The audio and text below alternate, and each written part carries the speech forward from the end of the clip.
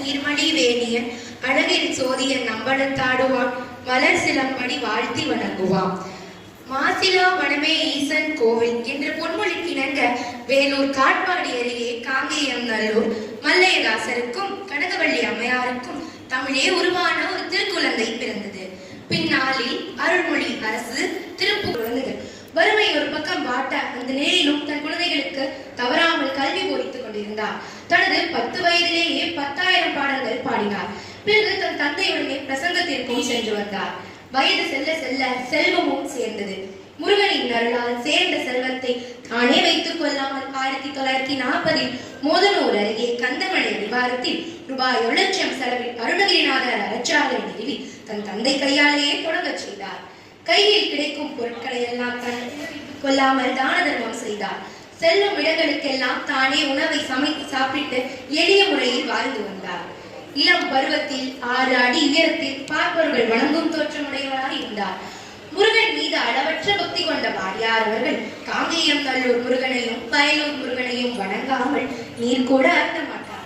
வெளியில் எங்கு சென்றாலும் தன் மடியில் முருகன் சிலை வைத்திருப்பார். சிலைக்கு பூஜை செய்த பின் தான் சாப்பிடுவார்.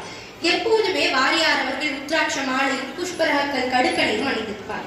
அப்படி ஒரு நாள் கொடுமுடி அருகே காவிரியில் குளிக்க சென்ற போது அருகில் இருந்த சிறுவனிடம் தன் கடுக்கனை கொடுத்து வைத்திருந்தார்.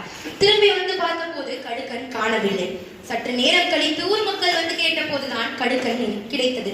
முருகன் ஏதோ உணர்த்துவதாக நினைத்துக் கொண்ட வாரியார் அவர்கள் அன்றே நான் அணிந்திருக்கும் தங்க உத்ராட்சம் கௌரி சங்கர் ஆகியவற்றை கழற்றி காங்கேயம் நல்லூர் முருகன் கோவிலில் அர்ப்பணம் செய்து விட்டார். வெள்ளை உள்ளம் கொண்ட வாரியார் அவர்களுக்கு குழந்தைகள் என்றாலே கொல்ல ஆசை.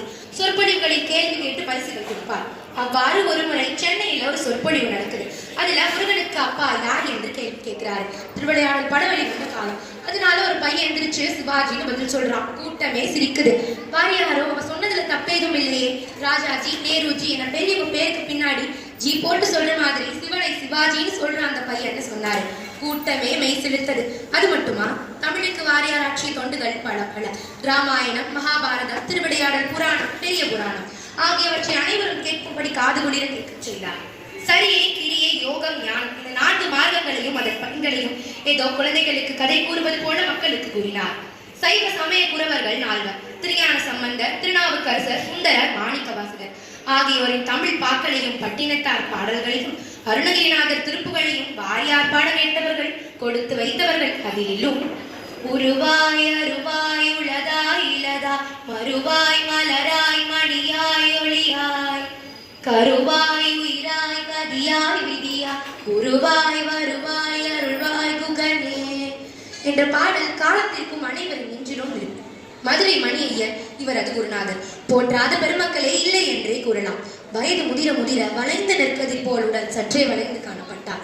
மருத்துவர்கள் எவ்வளவு கூறியும் லண்டன் நண்பர்கள் காத்திருப்பார்கள் என்று கூறிவிட்டு சொற்பொழிவுக்காக லண்டன் சென்று சென்னை திரும்பிக் கொண்டிருந்த போது திருப்பதி தாண்டி அடுத்தது திருத்தணிதானே என்று தன் அடியவர் சாத்தனூர் ராஜேந்திரனிடம் கேட்டார்.